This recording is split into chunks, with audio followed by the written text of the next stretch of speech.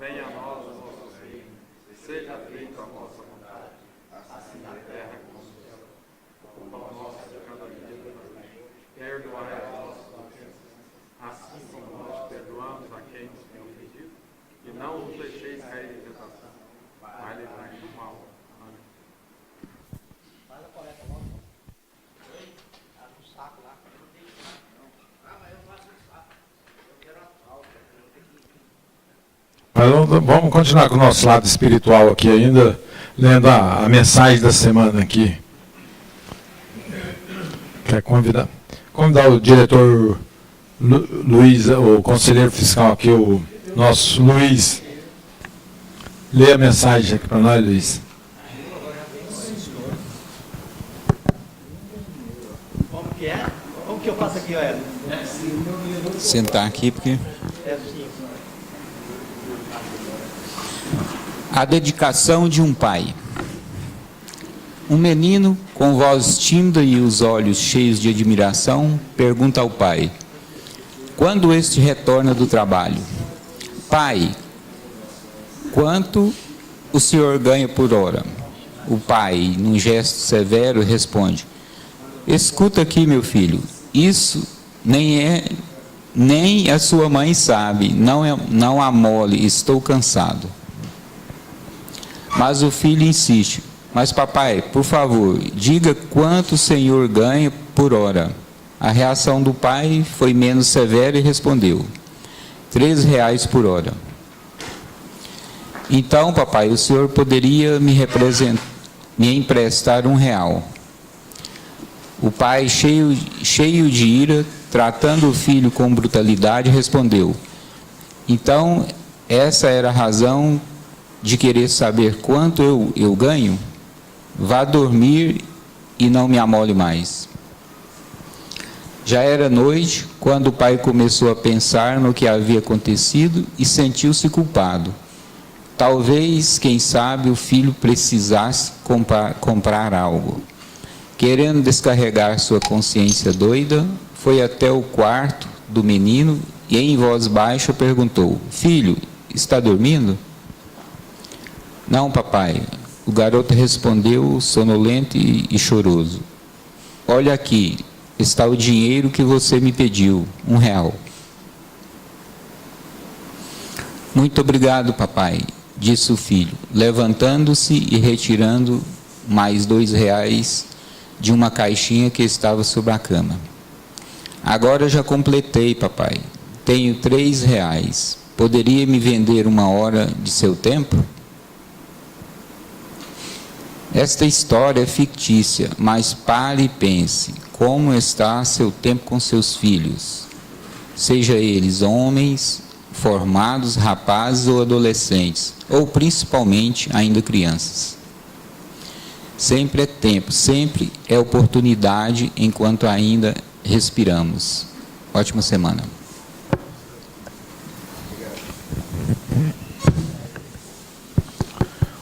Hoje nós voltamos à pauta, né? As últimas 2 reuniões nós não tivemos pauta, em virtude dos nossos convidados que estiveram aqui. Então vamos... Quem vai carregar o microfone aí para nós, hein? Vai lá, Zé. Põe aqui para o Zé Walter ali primeiro, depois nós vamos lá no Cirino. Pode falar, Zé Walter. Uai, estava ligado esse microfone. Eireli, Capital Social. Quem mais, hein? Cirino lá. Ah, o Maurinho chegou, o homem do microfone, Jânio.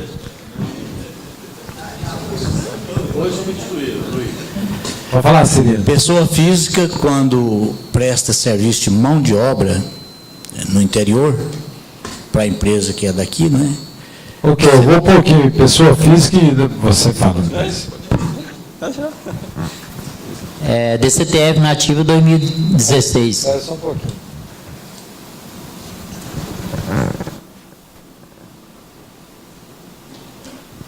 Inativa 2016, DCTF. DCTF nativa. Como que é seu nome? Adilson. Adilson. Vinícius, aqui, vai. A Neta deu um tilt. A Neta não quer nem trabalhar, não. Aqui, ó, usa essa aí depois se quiser.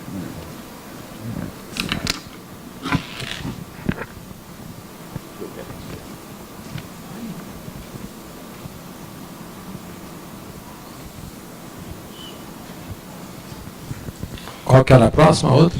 Ah, Luiz. Atividade rural, compra e venda de gado.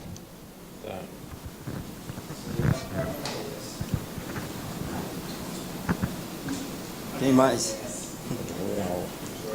Luiz. Só, né? Só. Ok. Antes de nós começar a pauta aqui, passar a palavra aqui para o Ronan, dar uma mensagem. Eu vou convidar aqui o. Eu vou falar sem microfone. Protestando. Colega Paulo, que nos visita aqui pela primeira vez, Paulo, essa juventude é uma honra receber aqui. Por gentileza, vem aqui na frente falar sobre a sua pessoa. Não prestou não? A Neta não prestou não? Você fez sua apresentação. E aí, turma, beleza? Beleza? Paulo, tenho 28 anos. 28? 28 anos. Menino do céu. Sou contador e estou começando aí e vim com as perguntas de você assimilar o conhecimento para mim, né? E a gente está aí para aprender com a dúvida de vocês. Eu também tenho um pouco de dúvida, depois eu pergunto aí também, tá? Ok. É muito prazer em conhecê-los. Muito bem, Paulo. Aí, pelas suas palavras, você viu essa receptividade, a alegria, o sorriso aqui e ali. Mas isso nós fizemos isso para te receber aqui todas as terças-feiras, viu? Obrigado. Seja bem-vindo, conta tua casa. Meu nome é Ronan, tá bom? Obrigado. Tá, muito obrigado.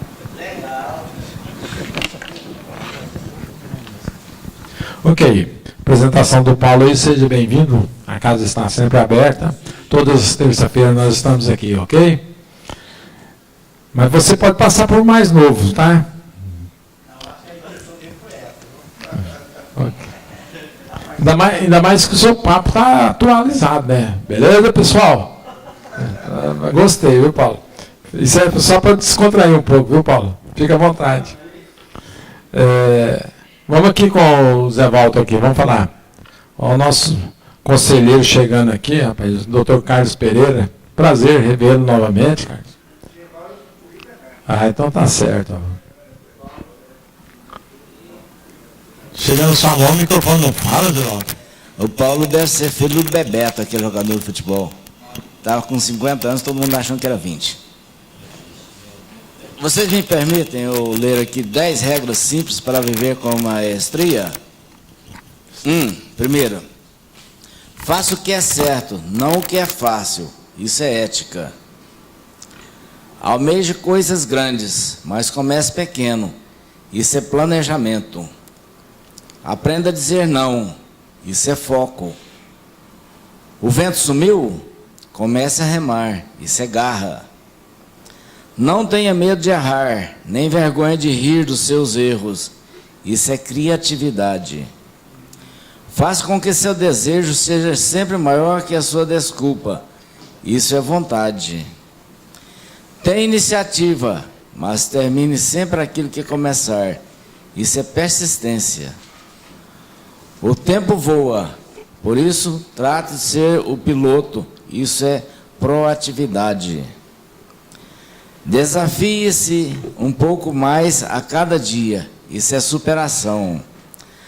Para cada game over, existe um play again. Quer dizer, para cada fim de jogo, existe um novo jogo que se inicia.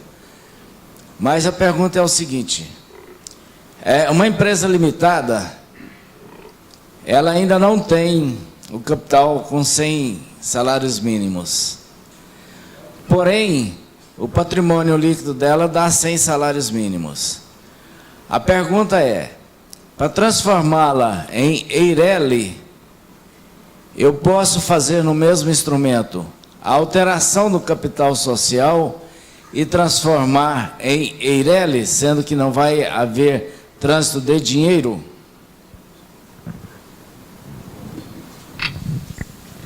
Responder? Cadê seu microfone? Quer responder ou não? Eu vou Esse é o seu, fica com ele aí. Deixa eu falar aqui, Deus me deu o microfone, nem deu a voz, tá?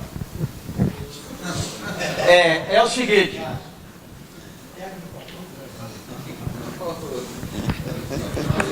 Você tem que fazer alguma remarca. Tá bom, colegas, é o seguinte. Zé Valto, uma boa pergunta essa sua sobre o capital social da Eireli. Na minha pouco conhecimento, na minha grande ignorância, eu pergunto. Ela não tem o capital, não constituiu com capital, ela constituiu com 100 mil, mas nunca teve essa integralização no capital social. Não. Nunca teve, mas tem. Não. Ela constitui hipoteticamente com 10 mil reais. Hoje, com reservas e tudo, lucros, ela tem mais de 100 salários mínimos. Correto? Ok. Tudo bem. Aí você quer saber, então? Sobre a Eireli, você tem que ter um capital de 100 salários mínimos. Esta sendo limitada, se eu fizer a alteração dela, aproveitando essas reservas para fazer a integralização de capital, se eu estarei cumprindo as normas. Com certeza. Então, primeiro, para você transformar a Eireli, você precisa fazer todas as alterações necessárias, inclusive de endereço, se for o caso. Altere o capital dela para 100 mil, que não é 100 mil hoje, dizendo a forma de integralização e a transforma em Eireli, já com 100 mil reais. Só porque eu aproveito a sua dúvida e estendo a minha. Esses 100 mil que diz lá a lei, quando a empresa exige que seja 100 salários mínimos em reais ou em bens? Ela exige que seja 100 salários mínimos ou capital. Agora, nada impede, porque se eu faço a integralização com 100 salários mínimos e já compro logo uma máquina de 80 salários mínimos, vai sobrar 20. Então, se eu faço a integralização de 80 em máquina e 20 de dinheiro, é a mesma coisa. Correto. Então, é isso, Evaldo. Primeiro, faz-se a alteração contratual para 100 vezes salário mínimo ou mais. Ela tem que ter, no mínimo, 100 salário mínimo. Né? Faz-se a alteração contratual e transforma em Eireli. É meu entendimento. É o dos senhores também? Inclusive, de acordo com o Zé Oscar, pode ser tudo feito um processo só, né? Pode, num processo só, exatamente. E depois que ali esgotar essa pauta sua, que tem um colega, o Cirino, que quer complementar uma coisa. Né? Agora o microfone, por favor, Cirino.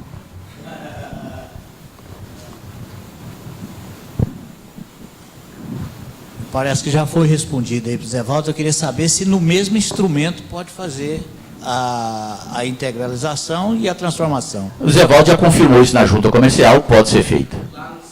No CRC.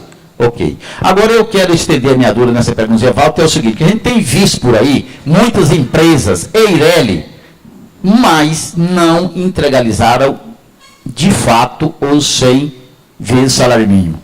Coloca lá, o valor lá de 90.370, isso, mas não integralizou, não fez depósito em banco, não integralizou aquilo, não tem o dinheiro, às vezes não tinha esse capital. Como fica o tratamento dessas empresas? Sendo que a lei são poucos artigos, e a lei, o principal artigo é esse, que tem que ter 100 vezes salário mínimo. O que vocês falam disso?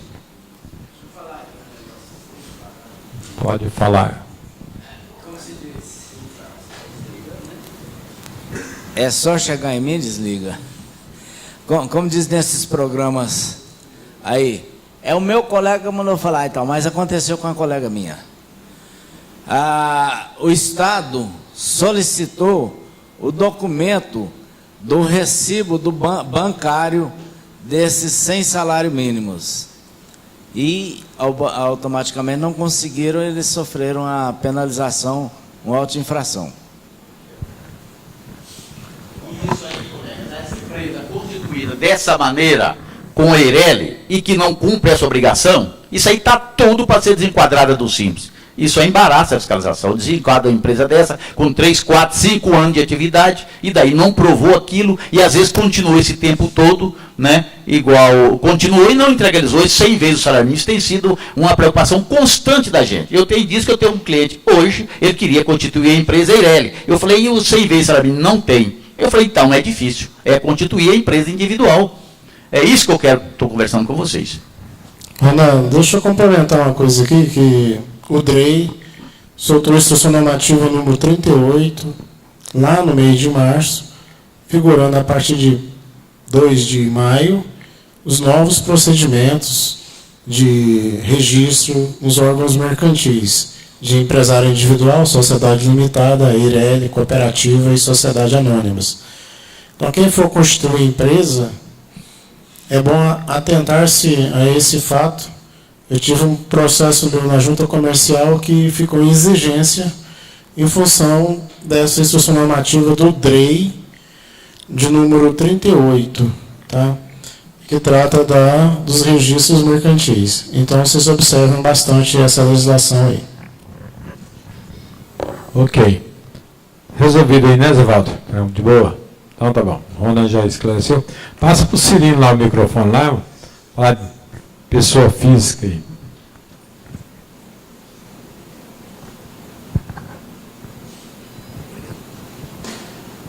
Eu recebi uma consulta da empresa que eu estou dando assessoria lá, da seguinte maneira: se a pessoa física que fez o serviço na obra lá no interior, se ele pode ir na prefeitura fazer um RPS ou uma nota fiscal, ou eu mesmo posso fazer aqui, retendo o ISS pagando lá, é uma pessoa física. E o INSS, se é isso a visão ou não? Não, na realidade, fica... Se você fizer a documentação, fica, tipo assim, mais, como eu diria para você, mais fiel, porque se ele for lá na prefeitura e emitir aquela nota, ele vai pagar o ISS para a prefeitura. Trazendo a nota, você vai ter que dar a destinação de recibo. Aí você vai ter que reter o INSS, vai ter que, se for o valor que tem na tabela progressiva imposto de renda, vai ter que fazer a retenção do imposto de renda e recolher, anexar a nota fiscal. Então, na hora de pagar o valor da nota fiscal, você vai fazer as retenções de INSS e IR, no caso. Agora, se você quiser fazer o RCI para ele, já faz o RCI, retém o ISS, que aí você tem que recolher o ISS. Quer dizer, se ele for lá e fazer a nota fiscal, pelo menos o ISS é um serviçamento para você, né? Porque dependendo de município, você tem que escrever lá no município para recolher o ISS. Então, se ele for lá na própria prefeitura, na agência da prefeitura, faz aquela nota fiscal de pessoa física que tem, ele já paga o ISS para lá. Trazendo a nota para você, vai fazer a tributação só federal, que é o INSS e o imposto de renda. Ok? Aí fica a critério seu. Ok. Vamos falar... Amanhã, para quem faz presumido ou lucro real, amanhã é o último dia do ECD, né, de apresentação do ECD. Então, quem não fez tem que correr aí, pessoal da internet aí que está nos acompanhando, sabe disso. Então, o Everaldo vai falar aqui sobre o ECD aqui. Bem, pessoal, essa segunda de hoje, semana passada, a minha pessoa, Droci, fica o tempo todo, certo, exatamente para ajeitar a escrituração que nos procurava. Então, o que acontece é o seguinte: no curso que nós demos, o Fábio colocou que se a gente der uma olhada no artigo a resolução 1420, no artigo ela fala o seguinte: estão desobrigadas de apresentar CD aqueles que apresentaram no caixa. Então, o Fábio fez uma crítica muito dura, então eu fui até contra ele. Se você não apresentar CD, de acordo com o Fábio, e eu já me convenci dele também disso, eu acho que ele está certo. Se você não apresentou o CD, você não pode ter contabilidade, só pode ter no caixa. Isso é a minha opinião. E tem muitas igrejas, muitos sindicatos, certo, que quer apresentar o SF e não quer apresentar SCD. Então, as igrejas, os sindicatos, as associações, certo, um dos quesitos para que ela tenha imunidade ou isenção é a apresentação da contabilidade. Então, o pessoal não apresenta o SCD, mas foram lá, pegaram, certo, a contabilidade dele, fez ele no caixa e apresentou o SF.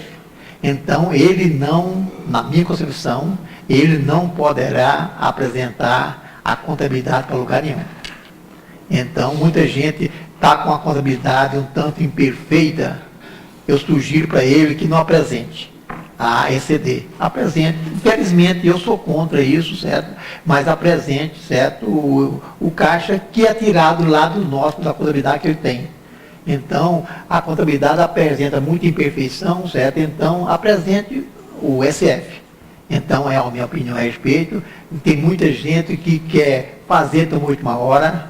Então, quando for substituir essa CD, vocês sabem que, que a CD é substituída, e quando for substituir, precisa da assinatura de um contador, outro contador. E se substituir é substituída, mais outro contador. E assim por diante, certo? Então, se você não tem a certeza que a sua contabilidade está boa, e muita gente, certo, está estourado o caixa, aí toma dinheiro emprestado do sócio, o sócio não tem outra fonte. Isso aí é muito grave, certo? Então, a contabilidade, aí é mesmo então entregar o milho para o bode, né?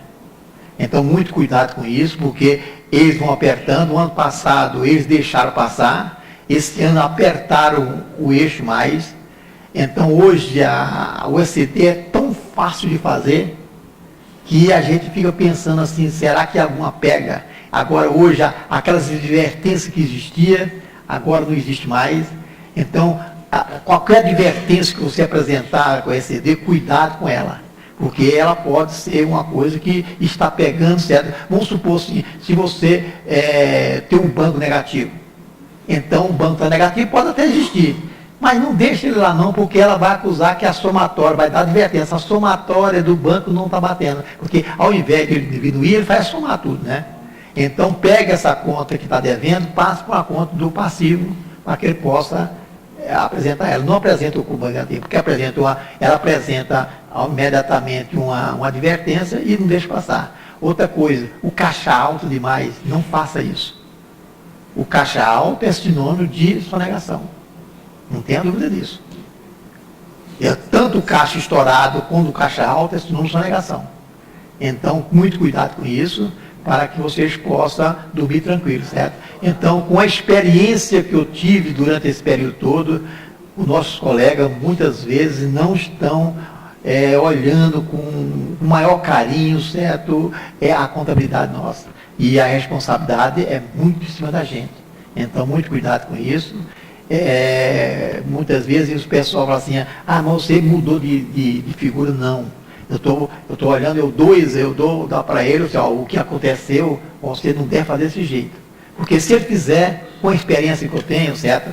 É claro que pode cair mesmo. Então, se eu posso desviar um pouquinho assim, usar um pouquinho de astúcia, né? Não é malandragem, é astúcia. Então, apresenta agora somente o ECD e vamos trabalhar, gente, para que o ano que vem você apresente um ECD mais sólida, tá? Apresenta o SCD e apresenta o SF. Agora, quem não tem solidez, apresenta o SF, porque o SF vai ser obrigado a apresentar, através do livro caixa. O SF é obrigado, né? Você não tem como correr dele. E agora, as empresas, eu tive um colega que me ligou, o Sérgio, me ligou hoje, e falou, eu apresentei SF todo mundo, mas SCD eu preciso apresentar? Eu falei, é o contrário. Como é que faz esse negócio? Não, mas eu não dividi lucro para ninguém. É lucro presumido que ele não dividiu, né? E que ano passado ele fez assim, só apresentou o SF, não fez a CD, né? E agora ele me perguntou o que tem que fazer. Eu falei, rapaz, eu fiz as minhas todas, né? Agora como é que você tem que fazer? Tem que fazer também. O SCD é obrigatório, é o caixa da empresa. É o SF. SF e CD, né? Então, quer dizer, distribuindo ou não lucro, ele é obrigado a apresentar a ECD. Não. Olha bem. Aí é um pega assim, se a gente vê a lei secamente, a instrução, a 1420, ela fala assim, está dispensado do ECD as empresas que apresentaram livro caixa. Pronto. Só isso que ela falou. E também aquele caso, certo, das empresas que distribuem lucros, certo. Então, aquela que distribui lucro é a maior, não pode apresentar livro caixa, acabou. Isso aí tem que ser... Agora, aquelas pequenas que tiver contabilidade, às vezes você tem licitação e precisa do balanço. Então, você é obrigado a apresentar ECD. Não tem ajuda. Cuidado com isso aí, certo? Então, não é só divisão de lucro. É que o Fábio me orientou, me chamou a atenção. O Fábio é teimoso, mas tem hora que ele... Né, mas o Everaldo está falando aqui que estás obrigada de apresentar a ECD se você fizer livro caixa. Aí, eu fiz o caixa. Fiz o caixa, mas eu peguei o caixa, tirei cuidado e vou autenticar o livro da junta. Então, você fez a contabilidade. Você não viu o caixa, você fez a contabilidade. Então, é contrassenso, né? Fez o diário razão, manda ver. E agora também tem o caso das igrejas, aquela que não teve um recolhimento de até 1.200, outro a 10 mil, está obrigado. Mas aí vem a outra, tem uma lei maior que fala, a isenção das empresas de, vamos supor, sindicato, igreja, tudo, se dá pela apresentação da comunidade. E ele não está apresentando em caixa. Então, muito cuidado com isso aí, porque isso aqui não vai rolar muita coisa, certo? Eles vão dar muita chance ainda para a gente consertar isso. Então, é bom a gente consertar desde agora. Quando faz o ECD, SF, pronto, manda ver. Não, mas tá bom, ok, obrigado. Vamos ouvir o Rally aqui, depois eu te passo por aqui. O Rally aqui, ó. O Cirino. Everaldo, você falou aí de duas contas críticas, né? Que é o caixa estourado, o caixa alto, banco negativo. Ainda tem uma conta perigosa, que é contas a classificar. São aqueles pagamentos que o cara fez e não pegou documento. E aí, como é que faz com essa conta? Olha bem, a conta a classificar, ela tem que ficar lá no ativo, no passivo, não pode ser conta de resultado. E você eternamente vai ficar com essa conta classificada, porque uma conta a classificar, conta a classificar. Ela é uma conta que ela tem que ter uma vida máxima, certo? De um mês. Conta a classificar. Depois de um mês, ele tem que ser classificado. O que aconteceu com ela, certo? Na minha opinião, conta a classificar, ela não tem duração mais do que um mês. É uma conta transitória, né? Tipo, vai e mexe todo mês. Fala. Tá funcionando não. Peguei. A igreja normalmente tem que ter a contabilidade. Mas existem casos onde a pessoa tem contabilidade, por exemplo, e está acontecendo um caso lá no escritório, lá é o seguinte, que a pessoa tem a contabilidade, tem tudo, mas não tem o certificado digital.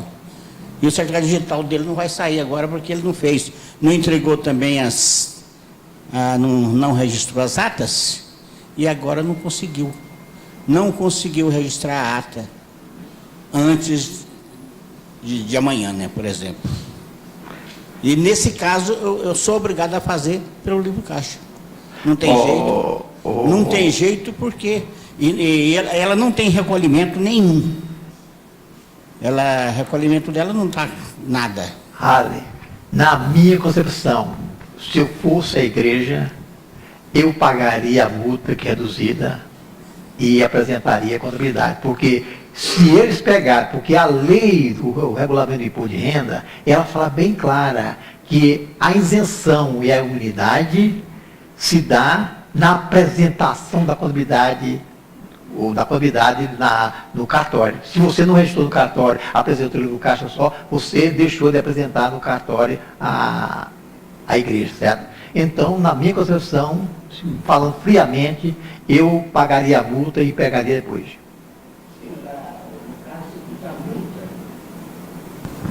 A multa tanto faz pagar agora como pagar depois. Se tiver notificação, apresenta. Não, mas aí você deixa de apresentar o ECD e apresenta, não deixa de apresentar o ECD não. Apresenta, não, o SF não pode não. só pode abrir, só pode apresentar o SF, essas igrejas, só pode apresentar após apresentar ECD. Pode apresentar ECD pelo caixa? Não. Não tem jeito, né? Olha, só poderá a igreja, sindicato, só poderá apresentar o SF após a entrega da ECD, porque ela pega lá da ECD a contabilidade. E se você apresentar a SF sem apresentar a ECD, ele vai pedir só o livro caixa. É só o livro caixa. Pois, mas não pode, porque você tem que ter contabilidade. Sim, mas o fato é o seguinte, só que eu não estou tendo a condição de apresentar ECD, a não ser que amanhã ele dê conta de levar o certificado. É o que eu estou falando, pague a multa de R$ 1.500, mas não deve de apresentar ela não, porque o ECD vai ser em julho ainda, certo? O problema maior está o seguinte... O SF vai ser em julho. O problema maior é que a igreja não tem condição.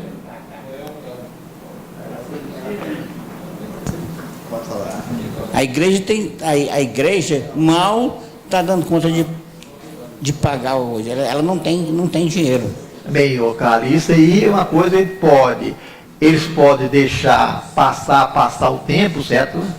E não autuar, e pode amanhã mesmo autuar a igreja. Pode. Pode. Isso eu sei. Mas acontece o seguinte, eu tô sem saída. Está sem saída. É fazer, ceder e fazer.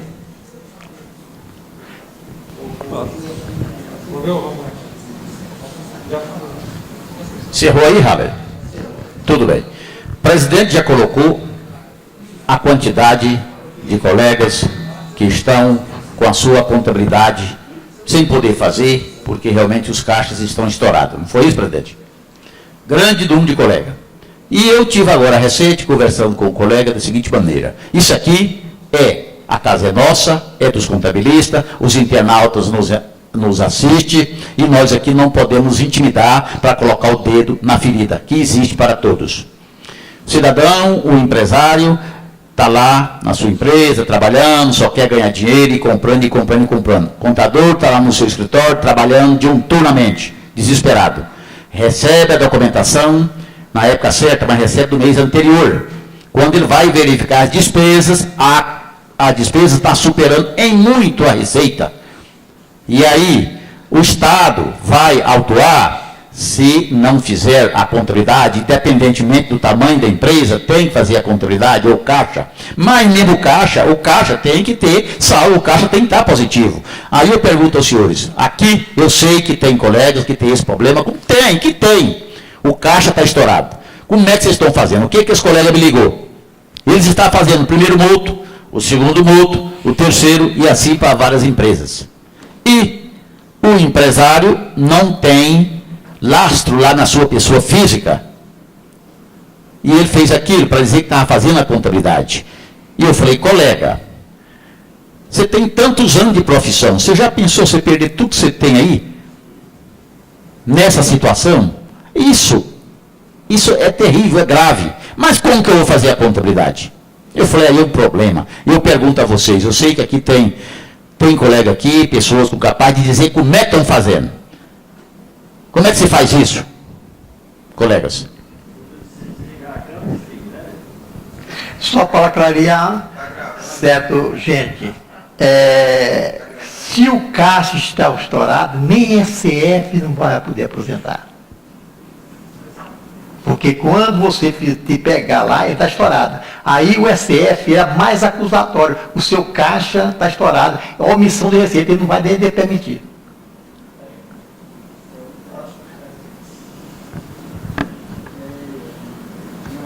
Me deu uma vontade de falar aqui agora.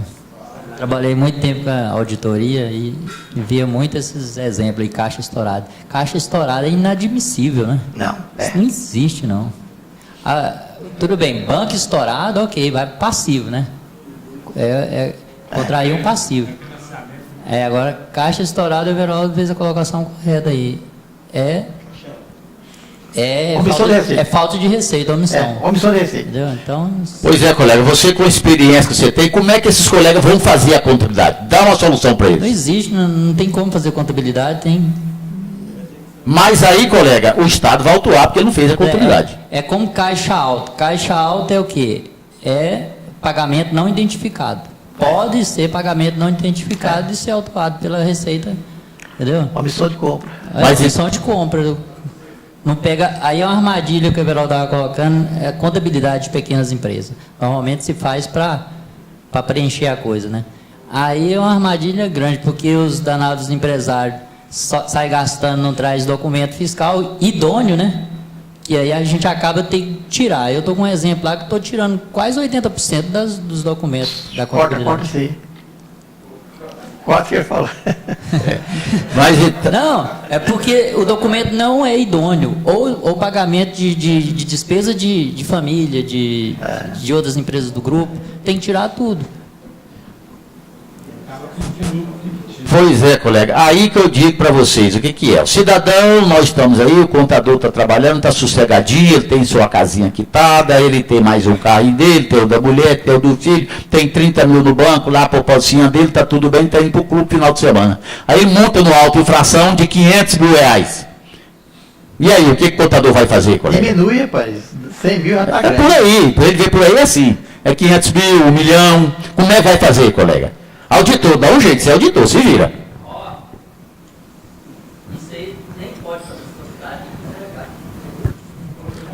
Ou você faz o cliente faturar, trabalhar correto, ou dispensa a contabilidade. Não assume essa bomba, não. Fala, agora mesmo, Jânio. A única, quer dizer, isso é omissão de receita. Se é omissão de receita, a pessoa está devendo o imposto daquela receita. É só aumentar a venda, mesmo sem documentação, põe ele para pagar o imposto e faz a contabilidade. Mas, quer dizer, porque é omissão de receita. A única coisa que vai acontecer nisso aí é que ele acudiu antes de ter uma notificação. Simplesmente ele reconheceu que estava devendo e pagou. Mas aí, colega... Ele ficou errado por falta da documentação. Porém, eu acho que é a melhor maneira, se a pessoa está numa situação dessa de Mas aí que eu quero dizer o seguinte, quando ele toma conhecimento, o Caixa estourou mês passado, digamos, 100 mil reais. Já emitiu todas as nossas... Não pode emitir nota fiscal retroativa. Eu quero perguntar, eu até disse isso para o colega, mas depois eu fiquei preocupado. Eu falei, olha, ofereça-se essa diferença para a fiscalização, para ser tributado, ofereça a omissão de receita. Ele falou, mas se o fiscal for me fiscalizar retroativamente tudo, porque eu fiz esse ato? O que vocês acham desse procedimento? Oferecer a tributação, a omissão da receita. O que vocês acham disso? Eu acho que é a maneira mais correta quando o cara está numa situação dessa. Porque vai pagar pelo imposto que ele deixou de pagar. E vai, de alguma maneira, solucionar o seu problema, mesmo que ele fique devendo, fica omisso alguma obrigação que ele deixou de cumprir na empresa. Fala, Veraldo.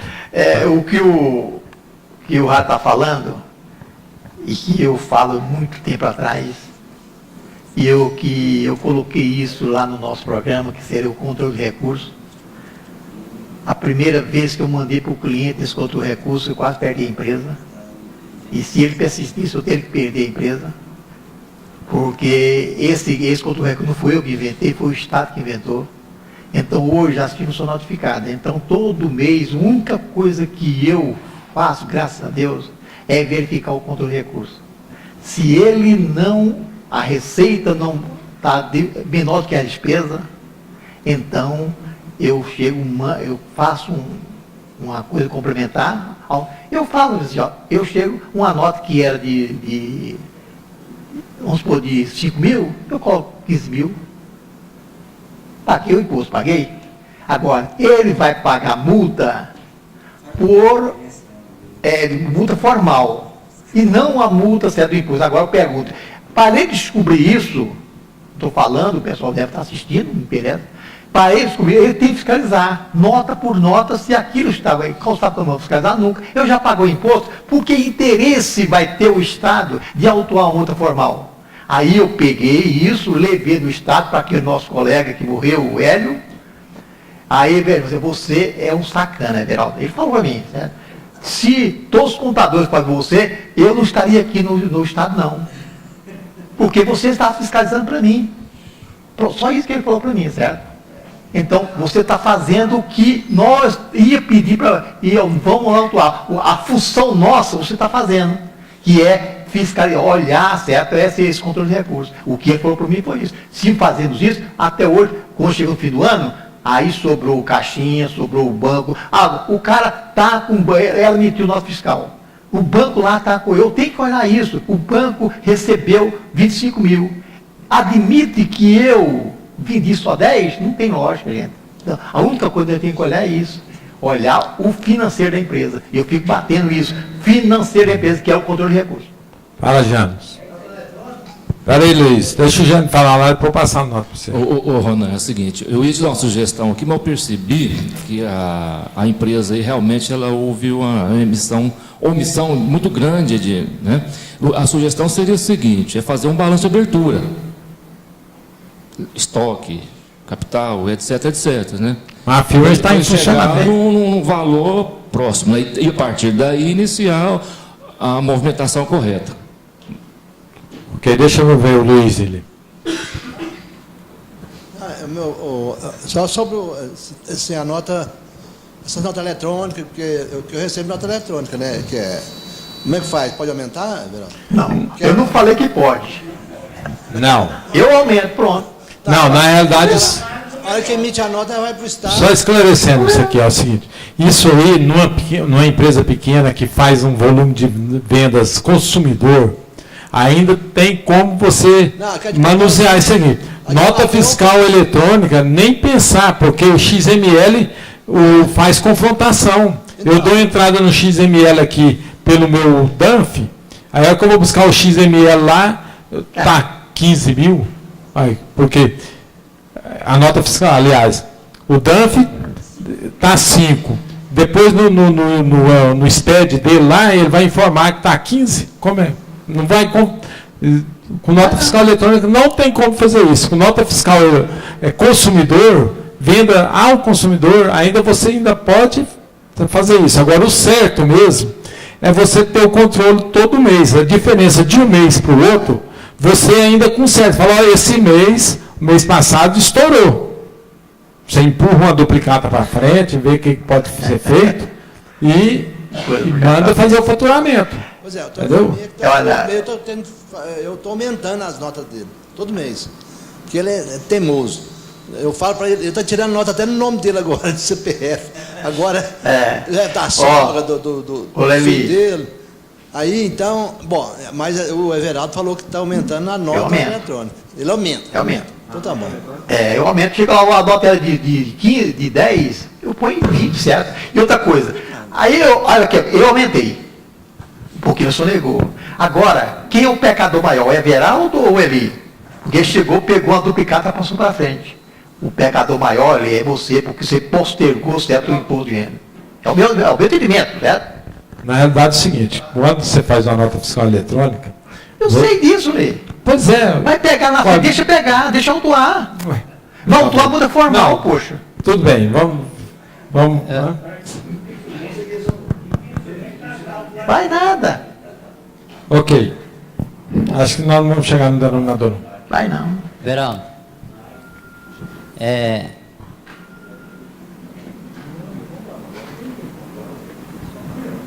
Olá, deixa eu fazer uma colocaçãozinha. Não poderia arbitrar, então? Provada a omissão da venda, o erário lá não poderia arbitrar por omissão de venda? Pode. O contribuinte também pode arbitrar. Eu paguei o imposto, eu aumentei a receita. Só é uma maneirezinha que eu achei e aumentei a nota a mim de habilitar eu errei. Evita de contabilidade. Eu errei, certo? Ao invés da nota ser 10, aí eu coloquei 20, né? Eu errei, ué. Eu errei para mais. Qual o pecado? Aí, pressuposto, lá a lei fala assim, ó, você ajustou a situação dele porque não deu certo. Agora, eu descobri o que a pessoa está mentindo. Eu cheguei, posterguei uma duplicada para frente, aí o artigo 1177 vai te pegar.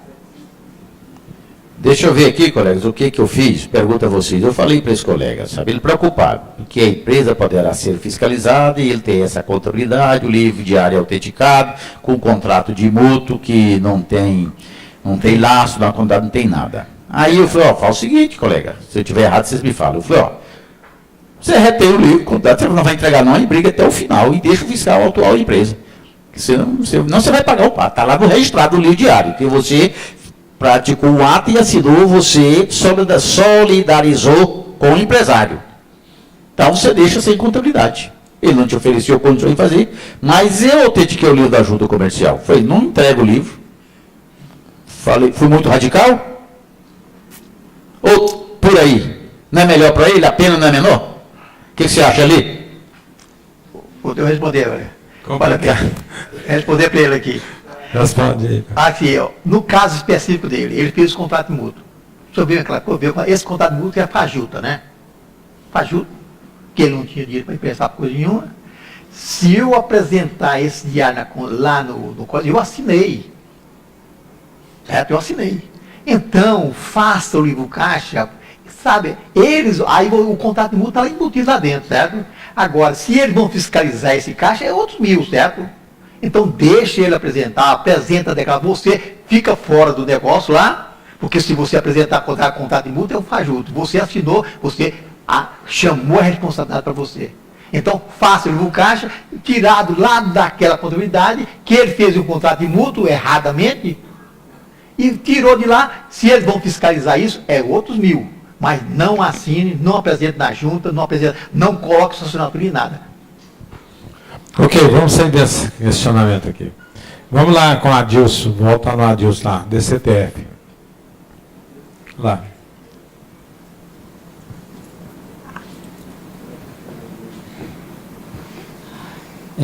Uma dúvidazinha aqui em relação à DCTF 2016. Eu recebi a declaração de um colega, né? A contabilidade foi transferida para mim. E a DCTF foi apresentada dia 21/7, que tem aquela previsão lá na 1646, né, um IN lá da Receita Federal. Da agora, 1708, né? Você fala dessa 21 de julho? Não, 2016. 2016. Entendeu? E que tinha previsão de apresentar no mês de janeiro, né? Aí a minha dúvida é o seguinte, apresentada no mês de janeiro, seria em relação a todo 2016? Porque eu só tenho a DCTF, ele colocou o prazo, ela era mensal, né? Aí colocou o prazo lá de 1 a 31 de janeiro. E diz que não tem outra. Aí o que ocorre? Não, se ela está inativa? É inativa. Inativa, você apresentou a DCTF em janeiro de 2016, e continuou toda negativa, então você vai apresentar só de janeiro mesmo, que ela vai voltar a ter movimentação em janeiro de 2017 agora, que vai ser apresentada agora dia 21, até dia 21 de julho, encerrou. Agora, se ela tivesse movimentação dentro do mês, aí você teria que apresentar. Não ocorreu. Não, então... mas aí, o que ocorre? Tínhamos a sindical do Secov, que é a coisa ligada com o Secov, cobrando a sindical, né?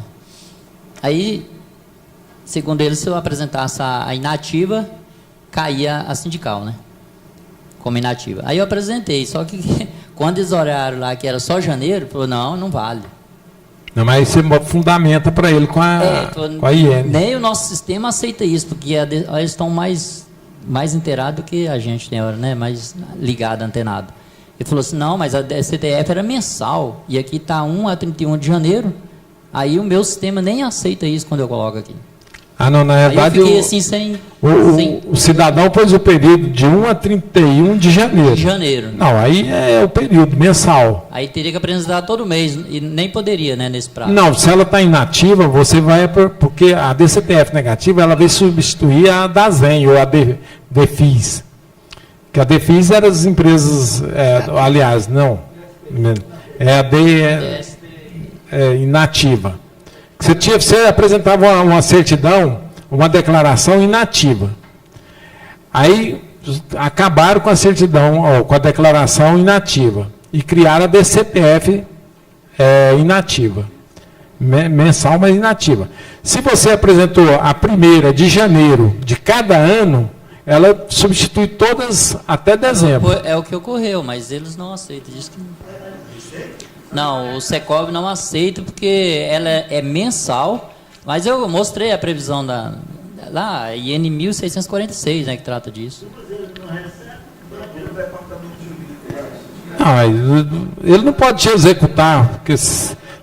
Quem é Secov, pai? Secov é o sindicato da construção. Olha, a partir de 2016, por força da IN RFB 1646, as pessoas jurídicas inativas deverão apresentar a DCTF relativa a janeiro de cada ano.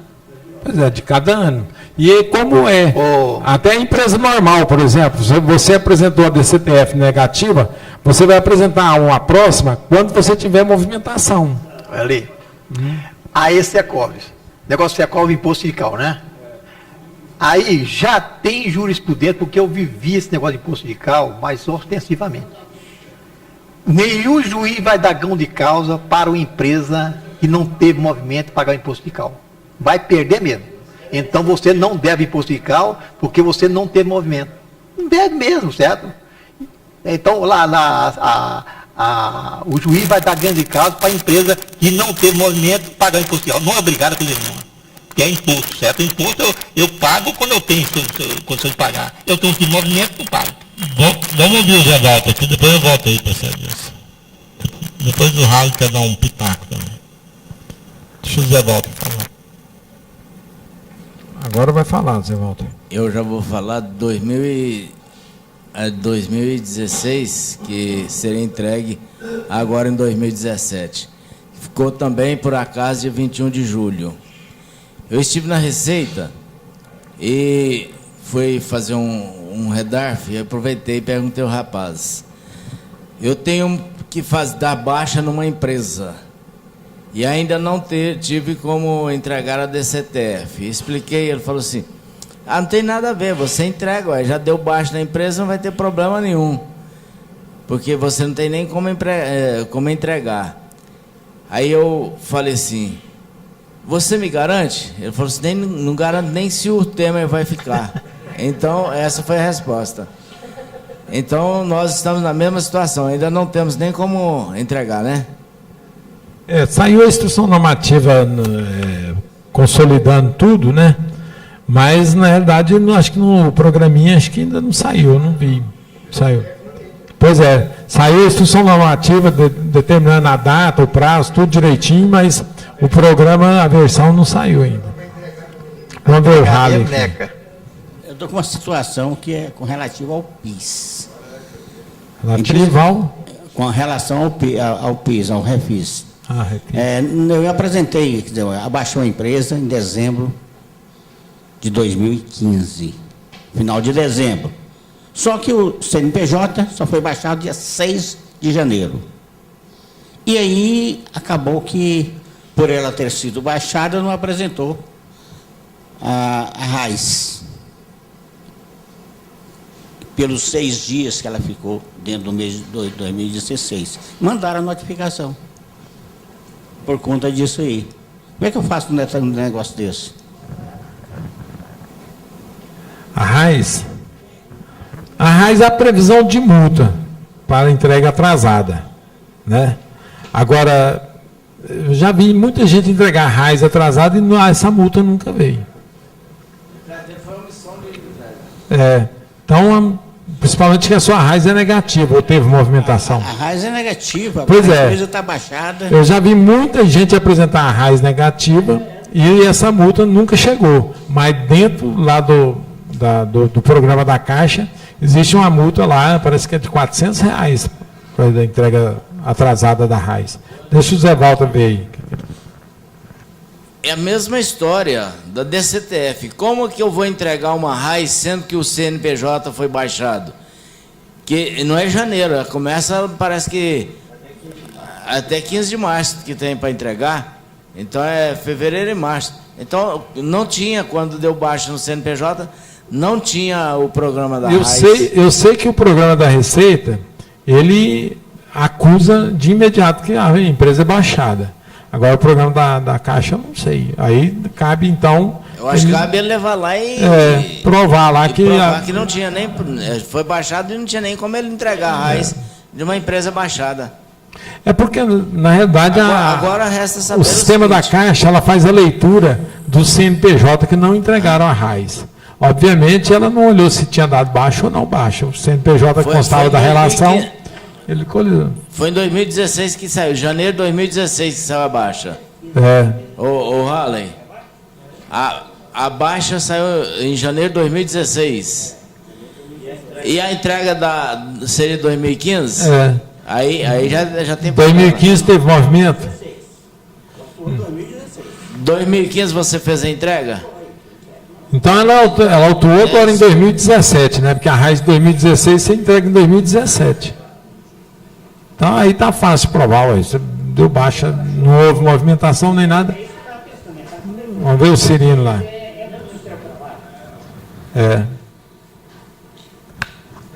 Ainda com relação à DCTF, o companheiro aqui perguntou, então é o seguinte, eu apresentei essa DCTF negativa de janeiro, mas a empresa devia, e quando foi lá no mês de abril, ela negociou a dívida e pagou. Ela passou a ter movimento aí ou não?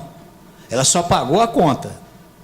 O dono tirou dinheiro do bolso e pagou a conta da empresa. Segundo a DCTF, a declaração ainda tinha esse questionamento de movimentação financeira, né?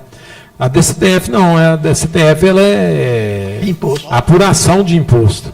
Então não houve receita, não houve apuração, então ela é negativa. Bem explicado. Vamos aqui com o Luiz aqui.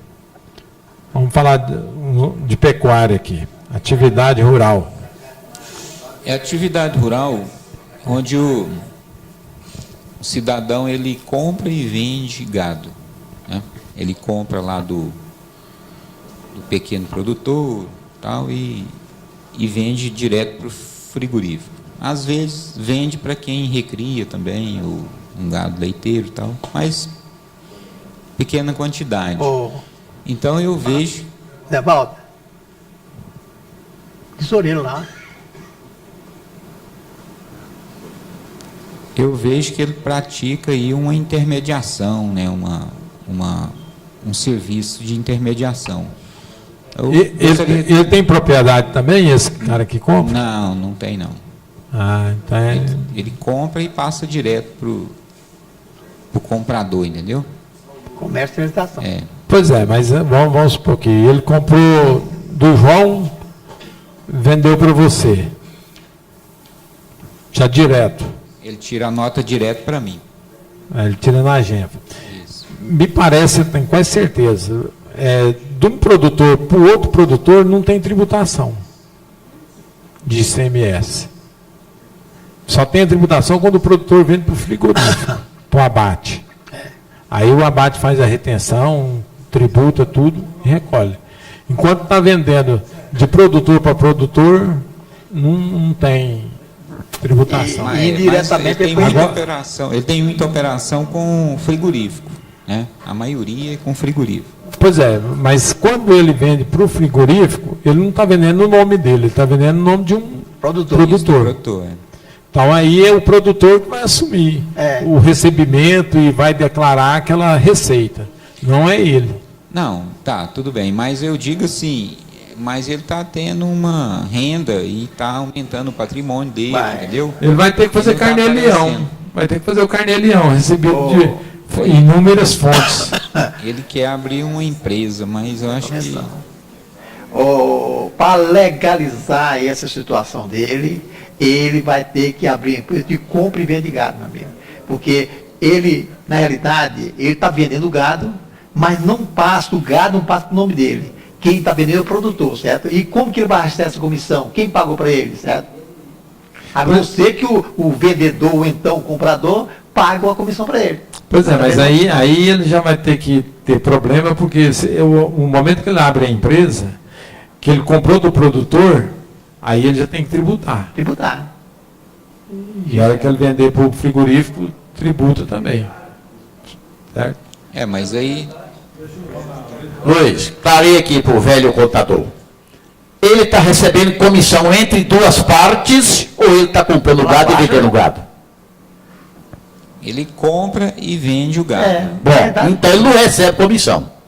Não é comissão. Não é comissão porque ele compra e vende. Ele está comercializando a venda do gado. Certo? Comissão é quando você faz a intermediação. Ele aí não está fazendo intermediação. Ele está fazendo a comercialização. Ok? Não, mas ele compra, mas a nota sai direto para o comprador. Sim, mas ele está comprando A mercadoria. e vendendo. Ele não está recebendo comissão. Artifício que ele está fazendo. Ele devia vender o nome dele, mas acontece que o Ronan está certo, ele está vendendo o nome do produtor. Aí seria comissão, mas no caso dele específico que está acontecendo, é comercialização mesmo. Mas ele não está fazendo isso. Ele faz de conta que vendeu, ele comprou e faz de conta que o produtor que vendeu para o outro, né?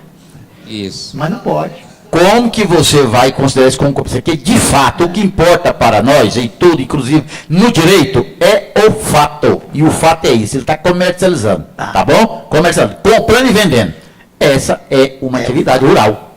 Certo? Não, mas aí a atividade rural é considerada se ele, por exemplo, se for confinamento, tem uns dias lá, ele tem que ter um imóvel, né, rural. Nem sempre. Eu estou aqui tentando procurar para você. Não, ele pode arrendar também, mas ele tem que ter um imóvel, seja arrendado, ele tem que permanecer com esse gado, se for confinamento, eu acho que até 54 dias. Aí é que o Eli já colocou aqui, é o ganho de capital, certo? Aí, não, mas deixa eu explicar. Se ele comprar no nome dele e ficar com esse gado no nome dele, e para ele vender, para ser considerado produtor rural, ele tem que ficar com esse gado 54 dias como confinamento, ou acima de 100 dias, lá, uns 120 dias, como produtor mesmo, engorda no pasto, entendeu? E aí ele é considerado, ele pode tirar a inscrição e tal, e é como produtor. Mas se for um tempo menor, comércio. Aí é comércio. Só que aí, para comércio, ele teria que então tirar essa mercadoria, esse gado, tudo no nome dele, e depois repassar. E vender na hora. E tributar. Tirar a inscrição de produtor. Tirar a inscrição no Estado, produtor, né, rural, e comercializar. Compra o nome dele e vende para outro. Enquanto ele vai trabalhando aqui, eu vou procurar isso aqui para você. Ok. Quer ver? Mas normal. Comércio. O negócio. Tá bom. Eu tenho que falar alto aqui agora. Você botou aí, ó. Não mudou? Baixou o volume pro Ronan, agora. Ok. Tá bom. Porque na realidade é o seguinte, se a coisa está dando certo até hoje, todos mundo, ele faz um carnê-leão para comprovar a renda dele. Aí. Ele está tendo rendimento de várias fontes sem caracterizar. Entendeu? Então faz o carnê-leão, comprova a renda, o rendimento dele, paga o imposto de renda e se declara. Entendeu? De várias fontes. Carnê-leão o que é? Quando você tem várias fontes que te pagam, você reúne num bolo só chamado carnê-leão e faz o recolhimento. Ué, mas ele tem as fontes dos vendedores. Ué, que não é. Tá bom, Paulo? Não, tem aqui, ó. Ronan, por favor, não vou tratar o nome dos burros, não. Explica para mim essa linha aqui. Senta lá. Colegas, é o seguinte, aqui o sindicato, ele entrou na justiça cobrando a contribuição sindical de determinados colegas, alguns colegas. Isso. De alguns, cobrando a contribuição sindical. O que aconteceu? Aí o juiz de primeiro grau disse para o sindicato que para o sindicato cobrar, deveria ter uma certidão do Ministério do Trabalho, dizendo que aquele profissional é devedor daquela contribuição. Isso, o juiz de primeiro grau. A advogada do sindical entrou na instância superior ao primeiro grau. A turma recursal entendeu, dizendo que, inclusive, é entendimento do Supremo Tribunal Federal de que o sindicato é legítimo para efetuar a cobrança sindical, independentemente de provar que aquele profissional é devedor da contribuição mediante certidão. Não precisa do sindicato provar. Que o sindicato é legítimo, sim, para efetuar a cobrança da contribuição sindical e que isso poder-se-á ser apurado no juízo de primeiro grau mediante provas, inclusive oral. Ou seja, aquela ação que o juiz negou para o sindicato, a instância superior reformou, devolveu para o juiz e dizendo que o sindicato tem sim poder para cobrar. Cabe ao profissional provar que pagou ou por que não pagou. É isto? Expliquei? É isso aí, colegas. É o título judicial, então? Sim. Então é isso aí, efetuou a cobrança, o sindicato efetuou a cobrança. Então não depende do Ministério do Trabalho, outro órgão, ou Conselho de Contabilidade, dizer que aquele cidadão deve ou não. Não precisa dizer que deve. O sindicato diz que deve, ele tem que provar que não deve porque pagou. Eu só quero uma ajuda dos colegas. Eu fiz uma rescisão de um doméstico, dia 13 agora, e aí o funcionário foi lá na Caixa, recebeu o FGTS. Aí a Caixa disse a ele que o PIS dele estava errado. E não foi eu que fiz o registro dele, mas eu consultei lá aquele batimento entre o PIS e a base do CPF, o sistema me deu que está correto, entendeu? Mas lá ele não quer pagar de jeito nenhum, como é que eu saio dessa? Aí eu eliminei a rescisão dele, a ação lá, voltei lá o número que a Caixa deu, no dia 13, o dia da rescisão, voltei lá direitinho, coloquei o número. Hoje a gente abre o sistema lá, está o número que eu coloquei. Mas peço para reimprimir a rescisão para sair com o número correto, não sai.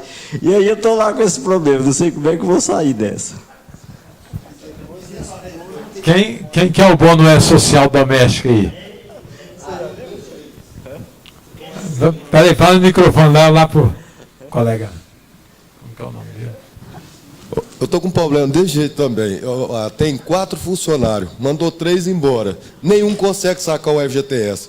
Juntei as guias, tudinho, mandei ele numa caixa, não recebeu. Foi em Trindade, não recebeu. Diz que não faz a redistribuição para ele. Diz que tem que mandar, não sei para onde. Está 2 meses que nenhum dos 3 consegue receber. Que isso, rapaz. Não. Deixa só o Fábio não, o Carlos. Você quer falar? Fala aí, Adilson. Deixa eu entrar no mérito também. Eu recebi hoje um pedido lá do patrão, né, que tem uma empregada, para mim fazer 2 guias da empregada doméstica. Inclusive estava em outro colega, em outro contador. Porque eu nunca mexi com esse negócio de empregada doméstica. É referente 6 e 8 de 2015. Só quando eu faço a guia, sai lá, competência 5 e embaixo, consolidado 6 e 8.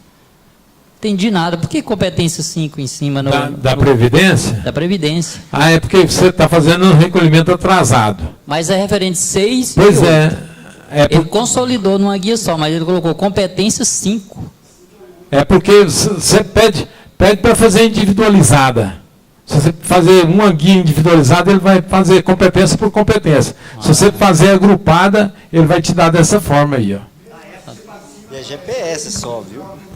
Quando você faz agrupada, você tá, não, para recolher, passa e o documento é idôneo. O documento é idôneo. Só que, tipo assim, ó, na hora de arquivo, você perde a noção. Você não sabe se é arquivo lá com mês 5, com mês 8, tal. Então você pede para calcular individualizada. Aí ela faz competência por competência. Você, vai pela última competência, pela primeira competência. O Carlos quer falar aí. Queria uma orientação, se alguém já fez o registro de empresário, agora empresário individual, nesse novo sistema agora. Porque o rapaz me perguntou também, não aparece, eu também vou ter que fazer uma manhã, também nem sei. O Sérgio me perguntou, que ele estava arrumando, porque não sai o ME individual. O cara diz lá que sai junto no sistema. Alguém já fez? Ali, peraí só um pouquinho, o Otávio já passou por isso aí. E Otávio?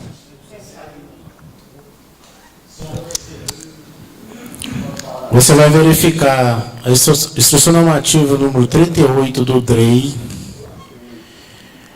A instrução normativa ela tem vários anexos.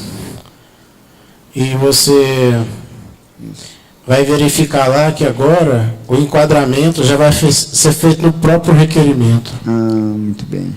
Certo? Eu vou ter que ver isso amanhã. Então, pois é. Então, você vê a instrução normativa do DREI número 38. Deixa eu ver qual é o anexo que trata... você tem que verificar, são vários anexos que tem lá. Isso. Aí você vai lá no empresário e coloca lá. Outra coisa que tem que observar é a data do início de atividade que tem que colocar no documento, né? Tem que ser sempre após a data do... Exato. Isso Exato. é normal. Isso é correto. A data de início de atividade, né? Sempre após a data do... Ou no dia ou após a data... Né, do registro lá. Exato, ótimo. E agora um outro detalhe também que ele me perguntou, eu vou cair nisso amanhã, que eu vou ter que fazer, diz que não tem mais aquela assinatura do empresário, é só uma assinatura só, você já viu isso? É isso mesmo. Não E tem pode fazer também por assinatura digital. Só que a junta comercial está com problema ainda. Ainda com digital. Com digital. Melhor né? fazer manual. Manual mesmo e mandar o documento. Reconhece no cartório? Ele vai no cartório e reconhece? Então é tranquilo.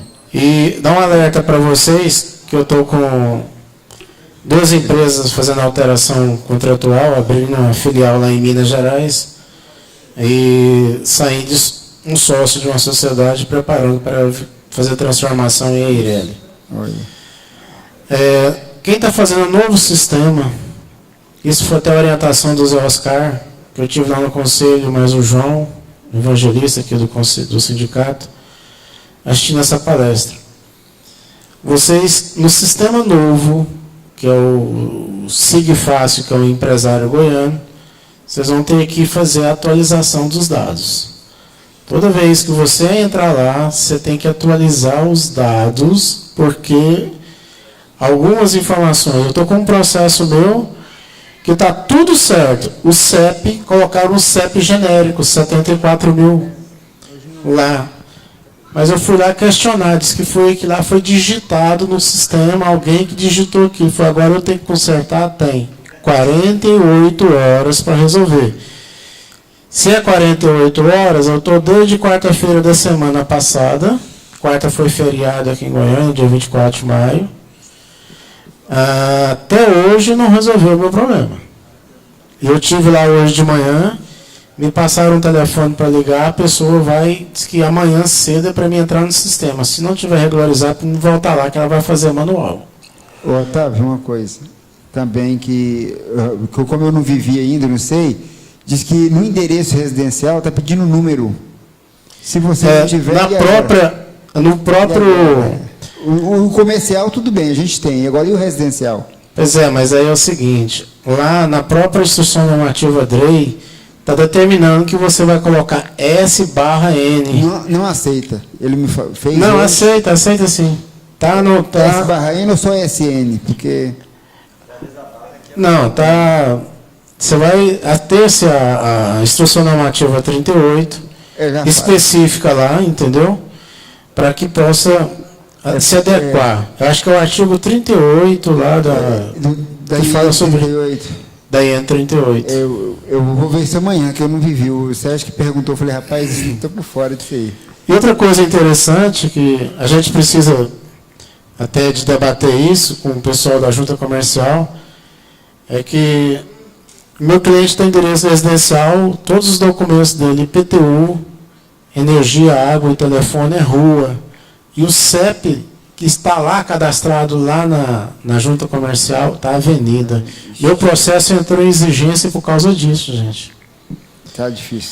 Aí eu fui fazer retificar lá o sistema, não consegue, o sistema da junta não volta para trás para reaproveitar o documento. Você tem que digitar tudinho de novo para fazer. Não é igual ao CNPJ, né?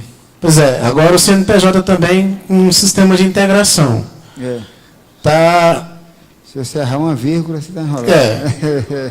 E os dados que você colocar na FCN tem que ser as mesmas e os mesmos caracteres que se colocar lá no DBE. Senão não passa. Porque vai bater caractere por caractere. Deixa a mais dança. Deixa o Antônio falar um negocinho. O meu é com a prefeitura, rapaz. Aquela rua Couto Magalhães do Bela Vista com o setor Pelo do Rico, ali é a Avenida Couto Magalhães. E o lado da Bela Vista que é a empresa. E agora, para alterar, foi no contrato na Couto Magalhães, não, a prefeitura não aceita, porque lá é Rua 7, do Bela Vista, lá do Bela Vista. E o outro é Couto Magalhães, no setor pelo Ludovico. Alguém já teve isso? Aí o processo, pedir para cancelar, para fazer uma... Aí vai ter que fazer outra alteração, é uma pouca vergonha. Interessante que quando der o endereço, aí o cara, o Couto Magalhães é a rua mais conhecida que tem aqui. O IPTU... É Rua 7. A Couto Magalhães. Ai, meu Deus. No cadastro da prefeitura estão pedindo Rua 7. Olha que canseira. Deixa o Ronan comentar um negócio. Ô Luiz, gente, aqui é o Luiz do CISA pergunta, aquela pergunta que ele fez, o Luiz é o companheiro nosso aqui, não pode levar. Luiz, você não ficou satisfeito, ninguém respondeu nada, não foi? Sobre aquele negócio seu. Eu fiquei mais cheio de dúvida ainda. Cheio de dúvida, Luiz, e você não pode ficar com dúvida. Só porque você vai entender, Luiz, que aqui é um grupo de estudo, você vai me dar a permissão aí de na próxima terça-feira nós ver aqui, vamos discutir isso aqui. Eu também fiquei encafifado com esse negócio, sabe? Essa atividade sua, que tem isso. Eu quero dizer que eu encontrei aqui na Lei 8023 de 90 e na 9430 alguma coisinha, mas não deu prazo de ler tudo. Mas aqui diz que nós já vamos consciente aqui, você já pode ir sabendo, que o conceito de atividade rural considera-se atividade rural a agricultura, piscicultura, a extração e a exploração, a extração e exploração vegetal e animal, a exploração da apicultura, tudo bem, então tá bem. E embaixo vem dizendo, o conceito de atividade rural não se aplica à mera intermediação de animais e de produtos agrícolas. É o seu caso. É uma mera intermediação. É uma mera intermediação. Não é o seu caso? Isso. Está intermediando. Isso mesmo. Certo? Então, isto não é atividade rural. O que eu vou ficar devendo? A forma de tributação na próxima reunião. Ok? Ok, combinado. Ninguém conseguiu ajudar o Maurinho aqui no social e doméstica, não? Então, terça-feira vocês resolvem aí e expõem para nós aqui na reunião. Leva o microfone lá. Pera aí, leva o microfone lá no fundo, lá primeiro. Pera aí. O dele lá também é a mesma coisa. Fala seu nome aí para o pessoal aprender. João Pessoa. Ali eu abri uma empresa, uma oficina mecânica. Tinha o protocolo, estava dependendo da licença ambiental. A vizinha foi lá e denunciou no Ministério Público, que estava fazendo barulho, correndo não sei o que lá. Aí a fiscal foi lá, não aceitou nem o protocolo que eu tinha, simplesmente autuou. Pode fazer isso? Autuar com o protocolo que eu tenho? Quem autuou foi a prefeitura? Foi a prefeitura. Cabe defesa administrativa, porém, o próprio órgão da SEMA que autuou está com o seu processo sem liberar, não é? É o processo da prefeitura, eu estou dependendo da SEMA para tirar o alvará de funcionamento. Pois é, você protocolou o alvará. Tem o protocolo do alvará, tudo normal. Mas você não tem o protocolo da SEMA, não? Tem também. Não, então, lá na autuação, se você anexar o protocolo e explicar que não saiu ainda, dependendo, que o processo está dependendo única e exclusivamente deles lá, eu acredito que o vogal lá, na hora de julgar o seu processo, vai dar deferimento favorável para você. Colega, é o seguinte, aí o Eli já colocou para você, tudo bem, mas eu quero dizer o seguinte, infelizmente é Brasil e ele é nosso. A lei diz o seguinte, para você se estabelecer, primeiro você tem que conseguir todas... Ô, seu Joeli, por favor aí. Então, a lei estabelece o seguinte, que para você se estabelecer, primeiro tem que conseguir toda a documentação necessária.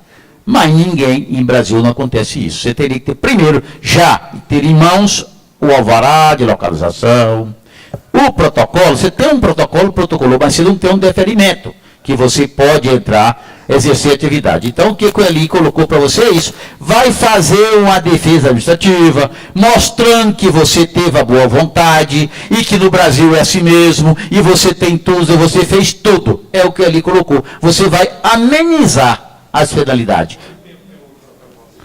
quanto tempo é o protocolo, que você acompanhou, você sempre está ativo, mencionando o prazo que você está aguardando, e que para a empresa não tem como, que no Brasil não existe isso, de locar seu imóvel para desempenhar as atividades só depois de devidamente formalizado, que isso é o costume, e que o costume vira lei, e portanto, senhores fiscais eméritos, julgadores, entendem essa situação e não apena muito. Eu sou uma pequena empresa optante do Simples Nacional, o artigo 170 da Constituição, lei complementar, exige que os senhores me dêem um tratamento diferenciado. E eu aqui imploro por justiça social, me cobre a multa pequena, ok?